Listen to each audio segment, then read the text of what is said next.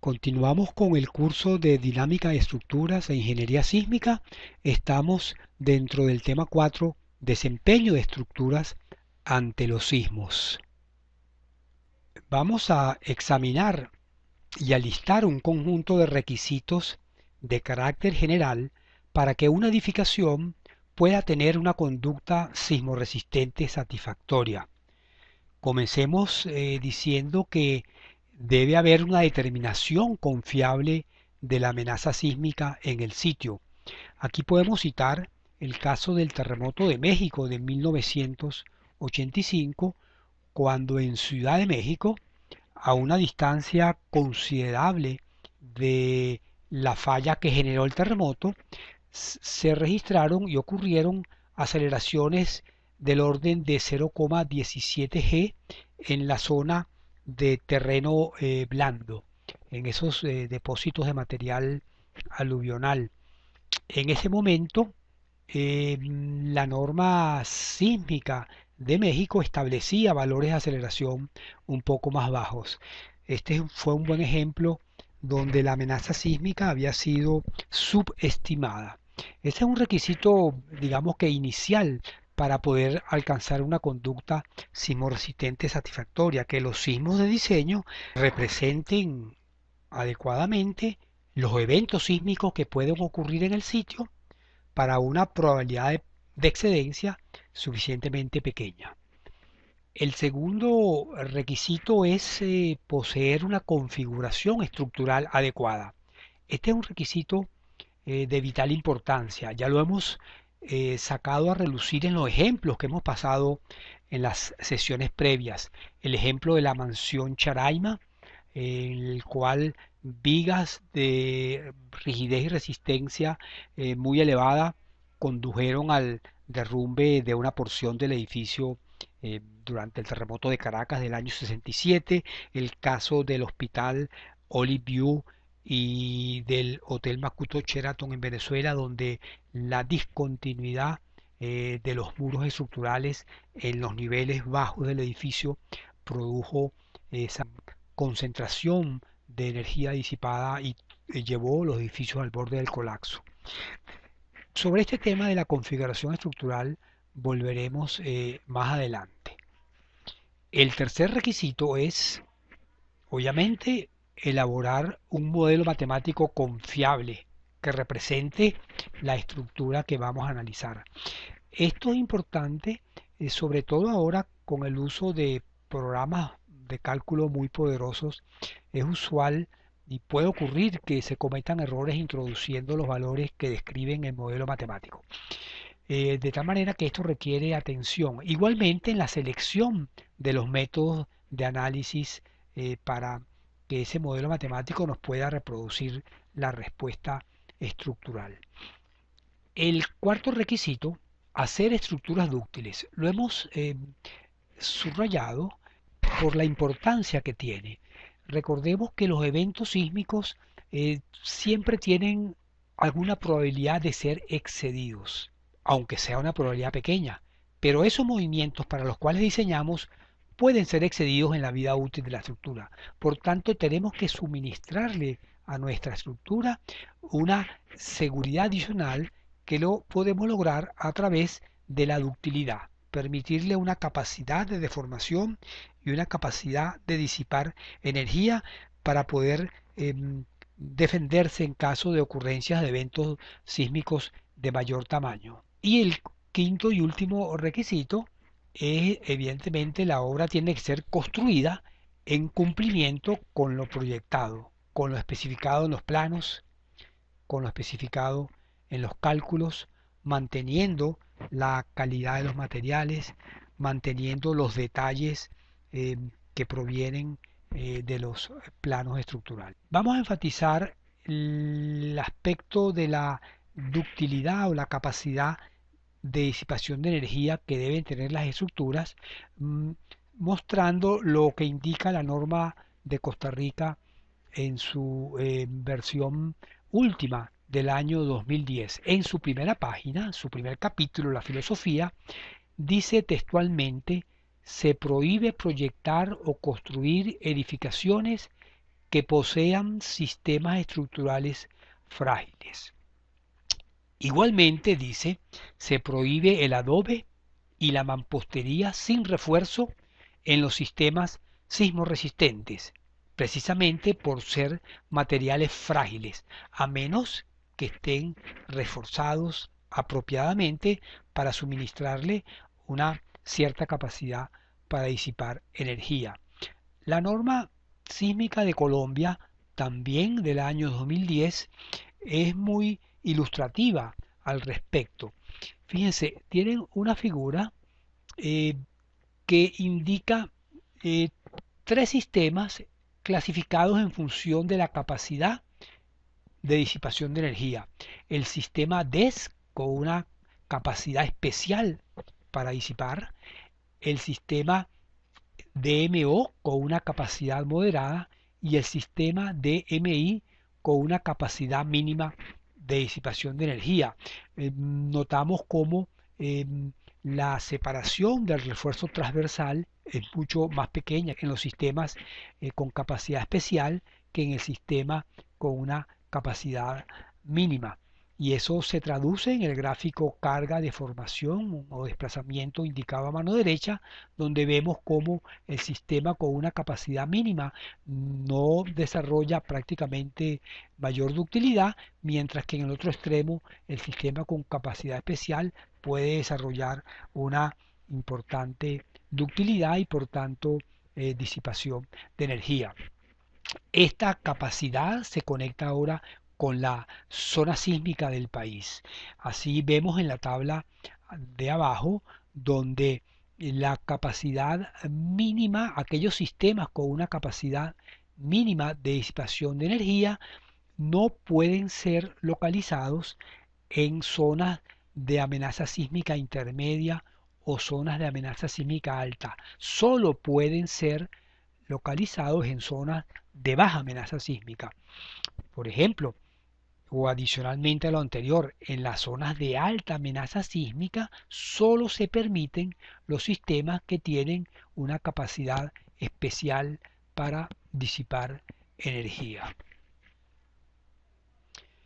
Veamos el caso de las construcciones de adobe, que son construcciones muy frágiles que han demostrado ser muy vulnerables ante la acción de los terremotos, como lo ilustra esta fotografía de viviendas de adobe destruidas durante un sismo. Son viviendas que se suelen encontrar en los países andinos, en Perú, Bolivia, Ecuador, y prácticamente ha sido tradicionalmente la principal tipo constructivo de vivienda que se hacen en estas regiones. Estas viviendas fueron objeto de un estudio minucioso y muy completo, iniciado hace ya algunos años por un grupo de la Universidad Católica de Lima. Detalles de este trabajo se pueden encontrar en la referencia indicada, dirigidos pues por el profesor Blondet. Estamos viendo la construcción en el laboratorio de una vivienda de adobe tal como ha venido construyéndose durante siglos y milenios en el Perú.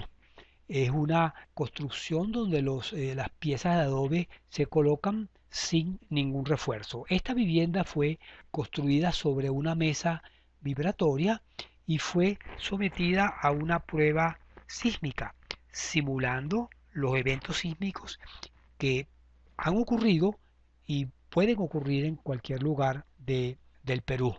Vamos a ver la respuesta de esta vivienda tal como la estamos viendo ahora sin refuerzo y luego veremos la respuesta de la vivienda una vez que ha sido reforzada. Veamos entonces el ensayo en mesa vibrante de este modelo de vivienda de adobe sin refuerzo. Es una excitación sísmica que actúa únicamente en la dirección indicada, una sola componente sísmica, de tal manera que esta pared que estamos ahora señalando es la pared más vulnerable porque es la que está sometida a aceleraciones fuera de su plano. Notamos entonces cómo se produce prácticamente el desplome de esa pared sujeta a acciones fuera de su plano y un daño considerable en las paredes ortogonales. Prácticamente la vivienda queda fuera pues de combate con alta probabilidad de que el techo se hubiese desplomado. Ahora veremos la prueba sísmica de una vivienda de adobe reforzada. Este es un refuerzo parcial con geomalla y con una viga de corona de madera. La malla de plástico se coloca en las esquinas, alrededor de la ventana y alrededor de la puerta. Am, Aquí vemos el proceso de colocación de las mallas tanto en la cara interna como en la cara externa de los muros.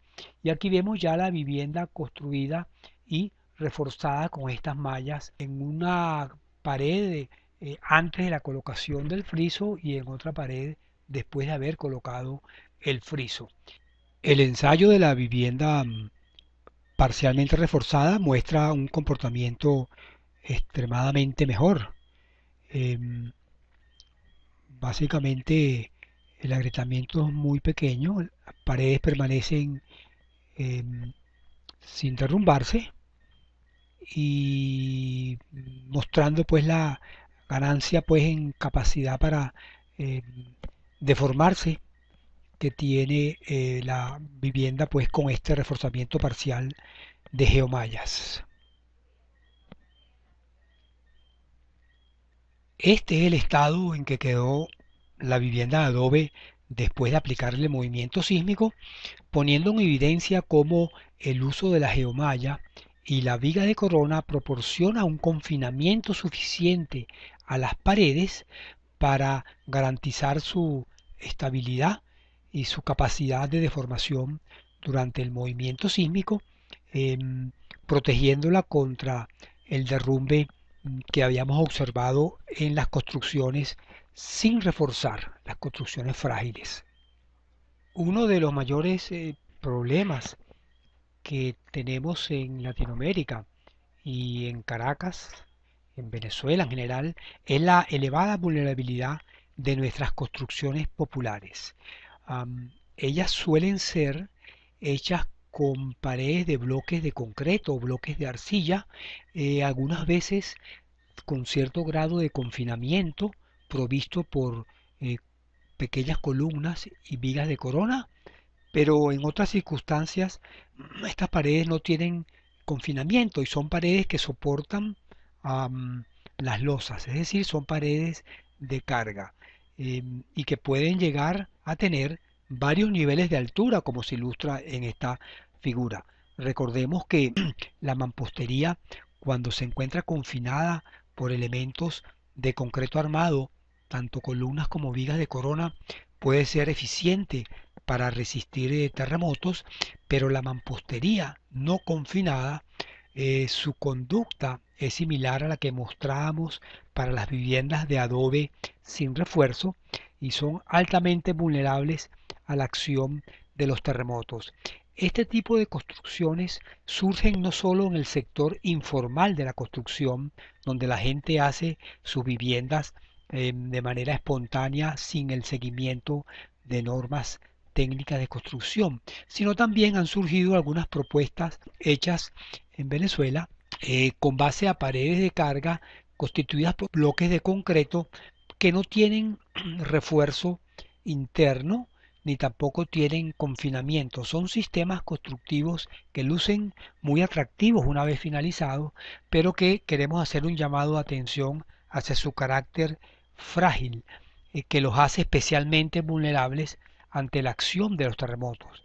En algunos países, por ejemplo, en el estado de California, estos sistemas de mampostería no reforzada son buscados con la finalidad de reforzarlos.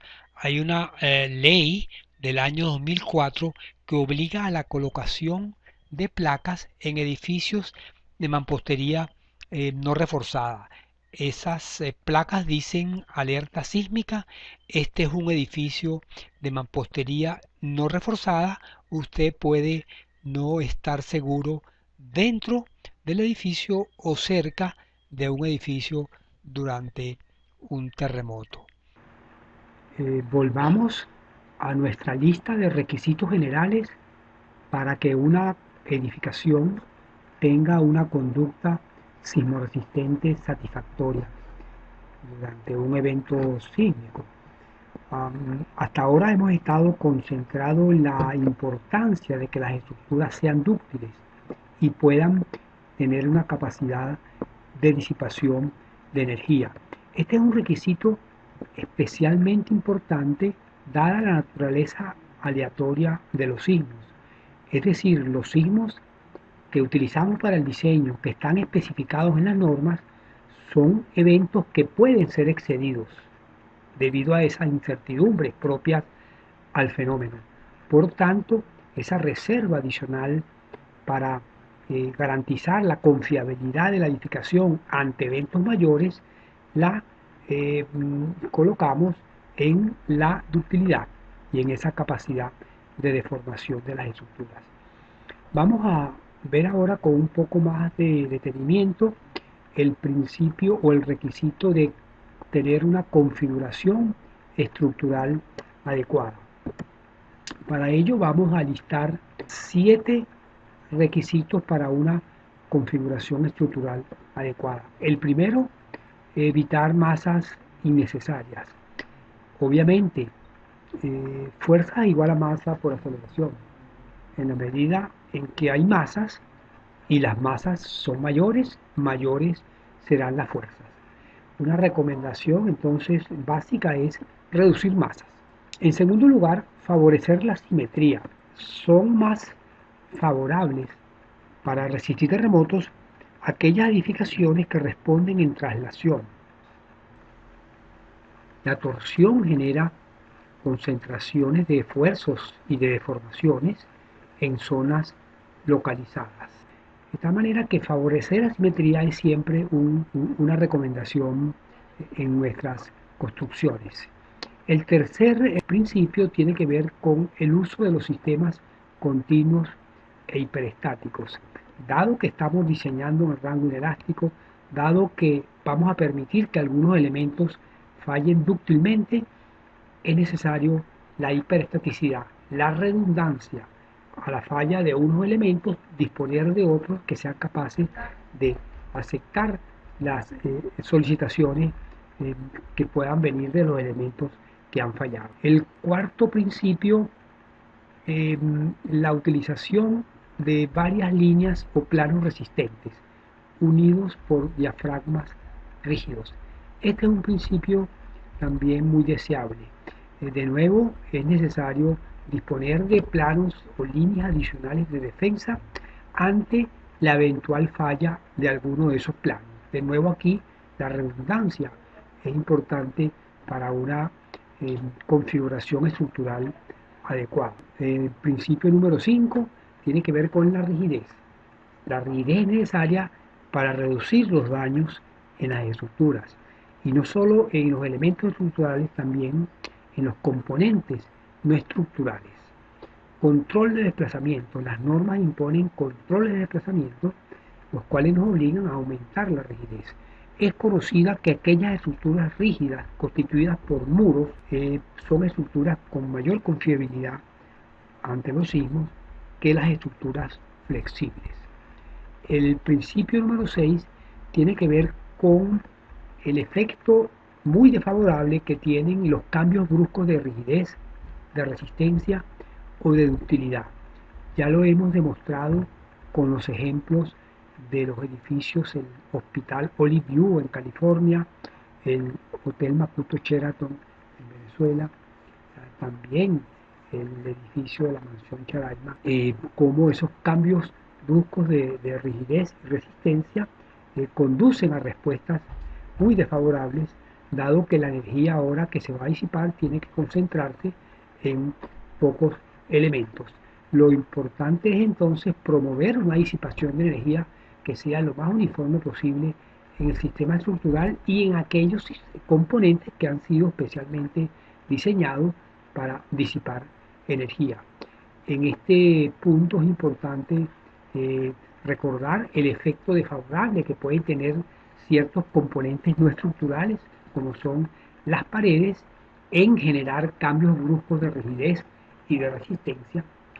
Por lo tanto, el control de las paredes eh, es necesario, separándolas de la estructura, de las columnas y de las vigas para que no interfieran con su desempeño dúctil. El séptimo y último principio tiene que ver con el uso de los diseños con una fuerte viga débil, de manera de que la energía la disipamos en los elementos de viga, eh, reduciendo así las posibilidades de inestabilidad global eh, debido a fallas en las columnas.